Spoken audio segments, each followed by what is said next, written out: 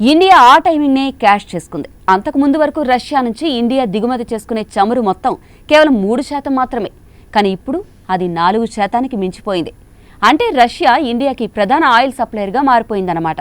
ఇదంతా ఒక్కసారిగా జరగలేదండి, స్టెప్ బై స్టెప్ జరిగింది. ఇండియా గ్లోబల్ మార్కెట్ను ముందుగా అర్థం చేసుకుంది.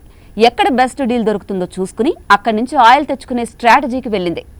అటు అంతర్జాతీయంగా ఈ విషయాన్ని గమనించిన అమెరికా మాత్రం అసహనానికి గురైంది. రష్యా మీద ఒత్తిడి పెంచాలనుకుంటే ఇండియా ఏమో పుతిన్తో డీల్ చేసుకోవడం పెద్దన్నకు నచ్చలేదు. ఒక్క మాటలో చెప్పాలంటే రష్యా ఇండియా ఆయిల్ డీల్ను ఆయన జీర్ణించుకోలేకపోయారు. అందుకే ఇప్పుడు పరోక్షంగా యుద్ధానికి ఇండియా సహకరిస్తుందంటూ విమర్శలు చేస్తున్నారు. కానీ ఇండియా మాత్రం ఒక్కటే జవాబు చెప్తోంది. దేశ ప్రయోజనాల కోసం పనిచేయడం తప్పేమీ కాదని కౌంటర్ ఇస్తోంది. ఇక ఇది కేవలం చౌకగా ఆయిల్ కొనడమే కాదు, ఇది ఒక విధంగా జియో పాలిటికల్ డ్రామా. ఒకవైపు అమెరికా, యూరోప్, మరోవైపు రష్యా, చైనా. ఈ మధ్యలో ఇండియా తన బలాన్ని, బ్యాలెన్స్ను చూపిస్తోంది. డీళ్లను రూపాయల్లో చేయడం మొదలెట్టింది. ఫ్యూచర్లో డాలర్ డామినేషన్కు ఇది చిన్న షాక్ కావచ్చు. అందుకే అమెరికా రెస్పాన్స్ స్ట్రాంగ్గా ఉంది.